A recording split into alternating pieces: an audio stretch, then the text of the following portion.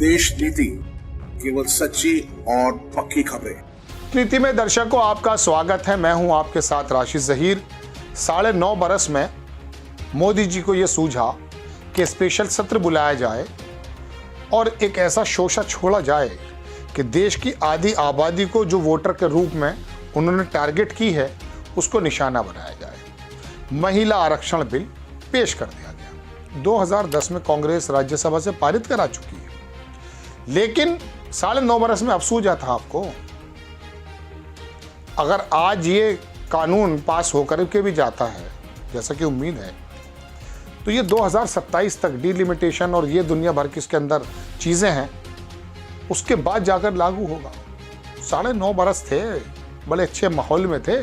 2019 के बाद 370 हटाकर कंधे को जो है थपथपा रहे थे खुद ही, जब भी कर लिया था इस काम को भी। एक ऐसा काम जो आपने कहा कि ईश्वर ने मुझे ही भेजा है, तो ईश्वर ने आपको ये कहा था कि 9.5 बरस गुजरने के बाद इस काम को करना। अच्छे काम तो पहले कर देने चाहिए। अब वो मैं बात नहीं बताने आया आपको।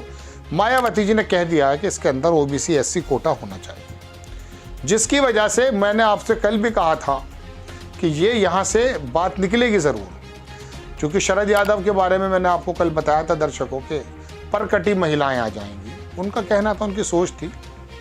लेकिन महिलाओं को आगे लाने के लिए काम करना भी चाहिए। लेकिन मायावती ने क्या कहा है वो देख लीजिएगा। बसपा सुप्रीमो मायावती की प्रेस कॉन्फ्रेंस, महिला आरक्षण बिल पेश किए जाने की खबर है।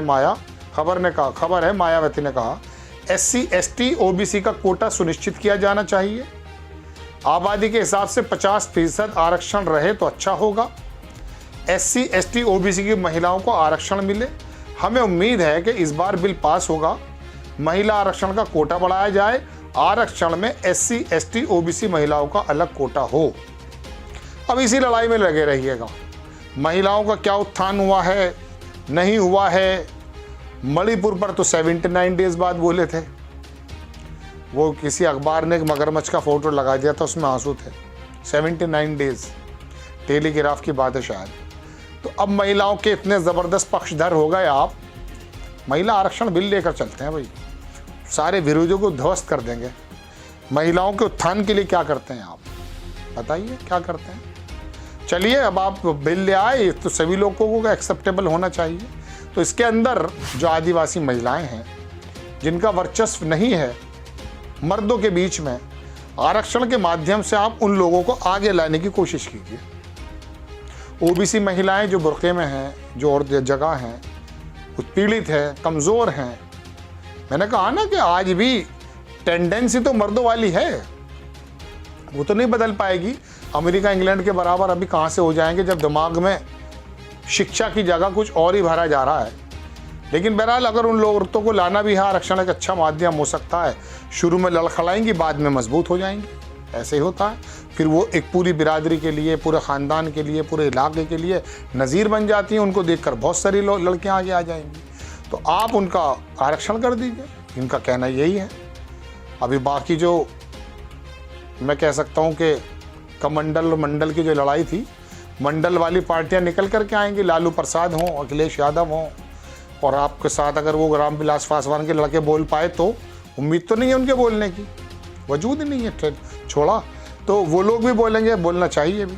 तो इन महिलाओं के बारे में भी मोदी जी को सोचना चाहिए। मायावती ने तो आवाज़ उठा दी है।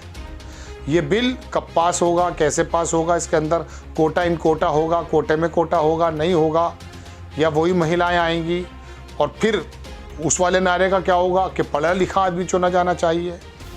अब साक्षरता कितनी है महिलाओं में, आदिवासियों में और ओबीसी में, ये तो आप जानते ही हैं। वहाँ की महिलाओं के सामने फिर ये कहेंगे आप पढ़ी लिखी महिलाओं को चुनें। वो अग्रवाल साहब की, और वो शर्मा साहब की, वो ठाकुर साहब की महिलाएं होंगी अगर सपोज करो साक्षरता के एतबार से। और अगर बेपढ़ी महिला आ गई वहाँ इलेक्शन में, तो फिर ये नारा लगाया जाएगा ये तो अनपढ़ हैं। तो ये नो डाउट एक वजह भी है। तो बड़ी विषम परिस्थितियां हैं। मेरे एक दोस्त हैं, उसे विषम को विषम कहते हैं, वो विषम परिस्थितियां हैं।